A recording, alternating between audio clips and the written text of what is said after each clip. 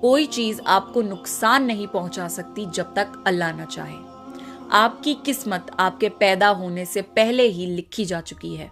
तो जब भी आप पर कोई मुसीबत आए तो सब्र रखिए और इस बात पर यकीन रखिए कि जो भी हुआ उसमें अल्लाह की कोई ना कोई बेहतरी थी। शायद आपको अभी समझ ना आए, पर कई साल बाद जब आप अपने जिंदगी के इस दौर को पीछे मुड़कर देखेंगे तो आपको ये बुरा वक्त एक लाइफ लेसन की तरह नजर आएगा और उस वक्त आप अल्लाह को शुक्रिया अदा करेंगे इस बुरे वक्त से गुजारने के लिए, क्योंकि वो आपकी लाइफ के लिए बहुत ज़्यादा इम्पोर्टेंट था।